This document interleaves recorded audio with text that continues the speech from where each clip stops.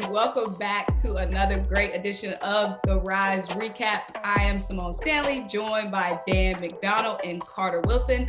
Guys, how are you guys doing after a long holiday break? Doing well. How are you doing, Symone? Doing well.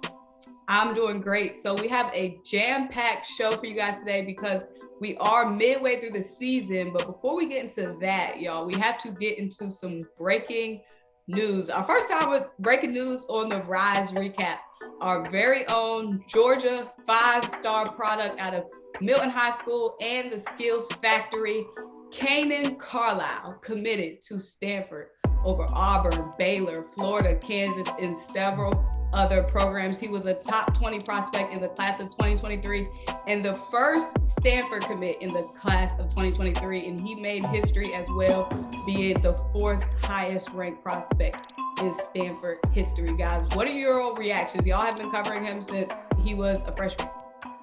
Yeah, I'll be honest. I was a little surprised a couple weeks ago when I heard that Stanford was trending in the favor in there because, in the past, Auburn offered him, I think before he even played a high school game, they were in there early. And he had been on their campus a bunch. So I think a lot of people thought they had a good lead on it. And then Baylor, coming off a national championship, coming off having guys like Jared Butler and Davion Mitchell and Adam Flagler. And now they got Akinjo and all those guys playing great. I thought Baylor, with all the guards they've had and they're winning, just the style of play, I thought they'd be tough to beat. But, when we start talking about Stanford and academics and chance to play in a power conference and, what comes with both the basketball and the academic side of that, it's hard to, fight or disagree with any kid choosing to go for that route. So I'm excited for him. I think it's a heck of a gift for Stanford. Yeah, I think it's a great get too. Obviously Dan talked about, the recruiting process with him, and Stanford does have those Southeastern ties. Jared Haas goes back to, his days in North Carolina, and Robbie Sons also spent time at UAB. And it's a program that can recruit in the area, even though it seems like they can't. They can recruit nationally just because of all the accolades that Dan mentioned.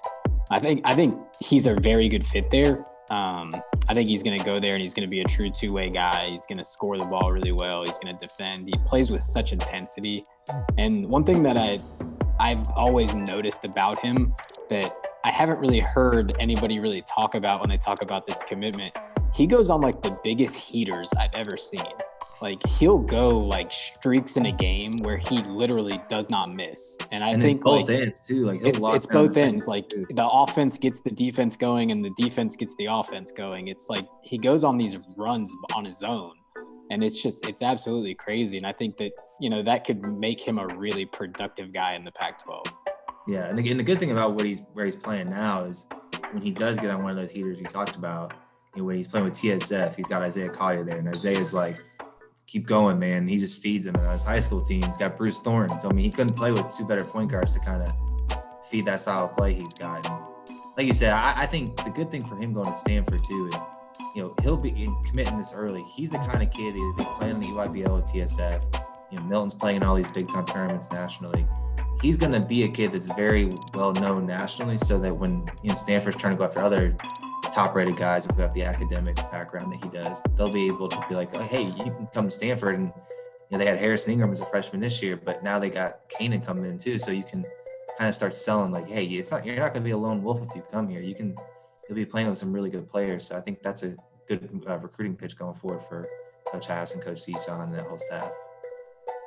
Definitely, like you said, they're definitely getting a good one, and Stanford hasn't made the NCAA tournament since 2014. So they definitely have some great pitch that they gave Kanaan, and they're going to be giving some other guys, having him choose over Auburn and Baylor, like you said, who's been really hot right now and really hot as of late. They definitely have a heck of a recruiting speech that they're giving. Well, when I talked to Kanaan, this would have been about a month ago, right? I think it was after he visited Stanford, and I could tell then, man, that whatever they did when he was out there, that pitch resonated because he was talking about how kids that graduate from there, even if, say, the basketball part of it doesn't work out for them, that, you can leave Stanford with a Stanford degree and you're going to offer six-figure jobs right out of college, which for non-athletes, that's a pretty remarkable number. So I know that really, really opened his eyes. So, and then obviously for him, his parents have got to be through the roof about it. So I know he's excited about it, and